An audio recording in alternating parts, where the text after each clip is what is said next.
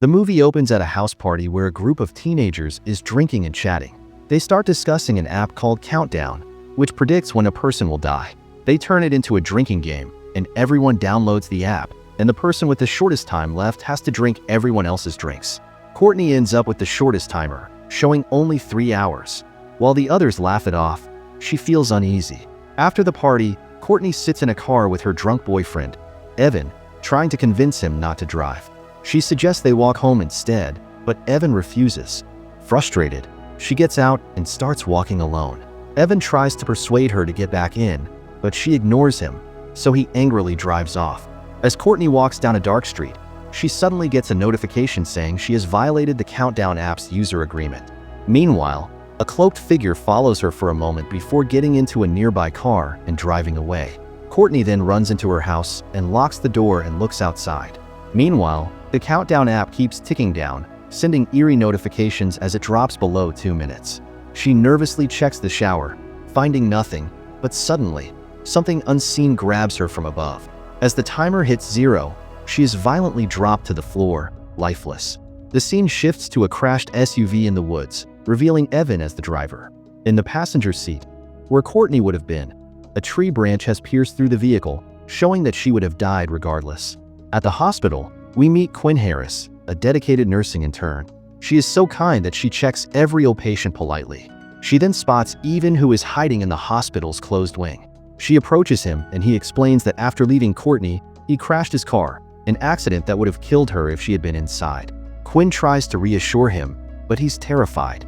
He tells her about the Countdown app and fears he will die in a few hours during his scheduled surgery.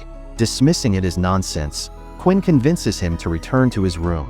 Meanwhile, Quinn's supervisor, Nurse Amy, tricks her into thinking she's in trouble, only to surprise her with a party celebrating her passing the RN exam.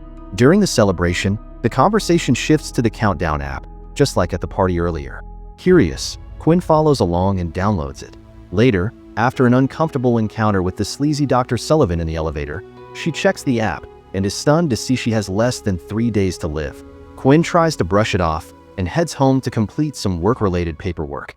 Realizing she needs her birth certificate, she reluctantly visits her dad's house. It's revealed that her mother passed away some time ago, leaving her father and rebellious younger sister, Jordan. While there, Quinn finds Jordan hiding in a closet with a half-naked boy, promptly kicking him out and scolding her. Jordan fires back, making it clear there's tension between them. The family is still struggling with their grief, and Quinn has been keeping her distance to avoid it. However, when her dad comes and suggests visiting their mother's grave that weekend, she reluctantly agrees. Meanwhile, at the hospital, Evan receives a user agreement violation notification. As he leaves his room, he sees a hooded figure in the hallway mirror, but when he turns around, it's gone. The lights flicker, and he rushes into a stairwell, only to see an apparition of Courtney on the steps. He calls her name, but when she turns, her face is decayed, and her eyes are yellow. The camera cuts to the bottom of the stairwell, where Evan falls, his phone slipping from his hand as he dies. The next day at work, Quinn learns that Evan has died. She goes down to the morgue to retrieve his phone, and when she looks at his home screen, she sees a photo of Courtney and him. Curious, she decides research. Back upstairs, Quinn calls her dad to cancel their plans with him and her sister. As she hangs up the call, she gets a notification telling her she violated the user agreement. As she walks through the halls, a dark figure is in the background of one of the rooms, but when she walks backwards, the figure is gone. Quinn's supervisor, Dr. Sullivan, tricks her into following him to a room, claiming he needs to check on a patient. However, once inside, he attempts to force her. Quinn refuses, and he apologizes for his behavior. She then goes to tell Amy, but Sullivan calls Amy to check on a patient to thwart Quinn. Back at her apartment, Quinn does the usual internet deep dive on the Countdown app. She watches countless YouTube videos and reads comments, finding a split opinion. Some believe it's real, while others call it nonsense. Then she sees the ghost of Evan, which freaks her out and causes her to go sleep in her car. The next day, Jordan wakes up Quinn, and they both goes inside. Their father is out of town and had left Jordan in the care of a family friend, but she ran away. The two argue when Quinn refuses to let her stay over. Frustrated, Jordan threatens to download the Countdown app and invite the boy from earlier over before storming off. After she leaves, Quinn heads to a phone store and purchases a new phone from the manager, Derek. Quinn requests a completely new phone and refuses to have anything transferred over from the first one.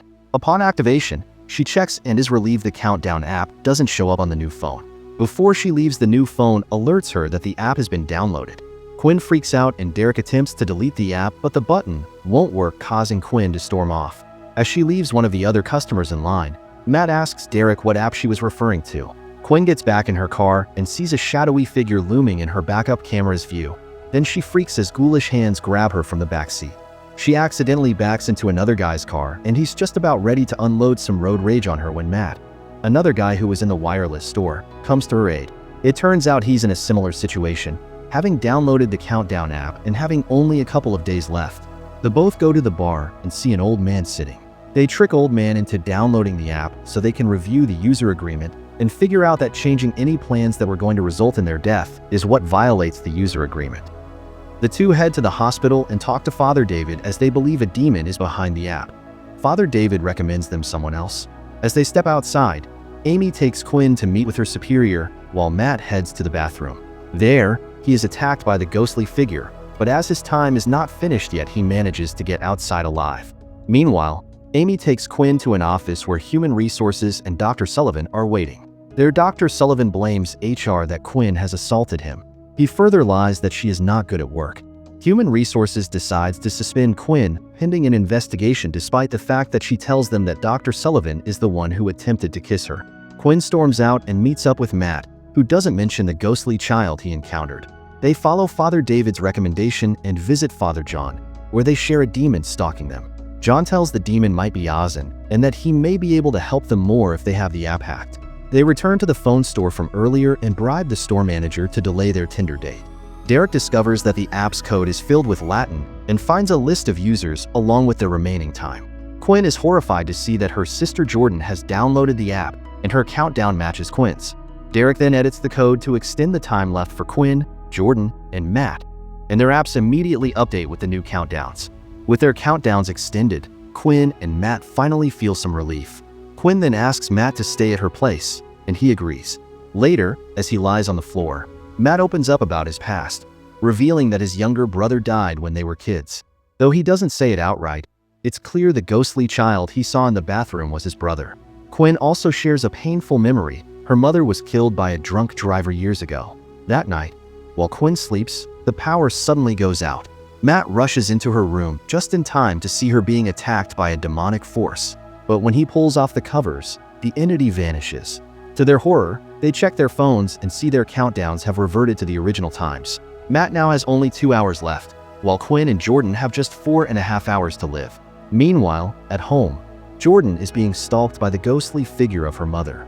As she hides under the bed, her mother's ghost suddenly appears in a jump scare and asks her where Quinn is. Jordan runs out of the house just as Quinn and Matt arrive, and the three of them rush to Father John's church. After analyzing the app's code, Father John concludes that the only way to break the curse is to prove the countdown wrong. He comes up with a plan. If they can stay inside a protection circle for just 1 second past their scheduled death time, it should break the curse for everyone affected. Working together, they mix salt and paint to draw a protective circle in the church basement.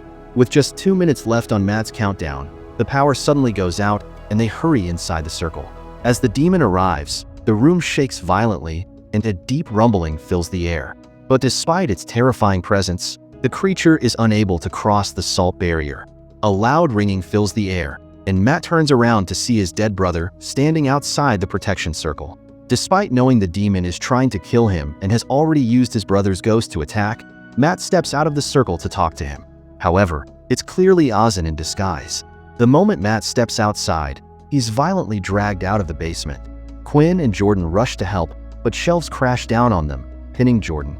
Quinn manages to escape and runs outside to find Matt, who's standing in the middle of the street. Ozan is nowhere in sight. Instead of moving out of the street or looking around for danger, Matt tells Quinn the salt circle worked and that he believes Ozan has let him go. Before Quinn can respond, Matt is suddenly hit by a car and dies. As Matt's countdown reaches 0, Father John helps Jordan out of the basement and Quinn notices Jordan is bleeding. They rush to the hospital where Dr. Sullivan treats her.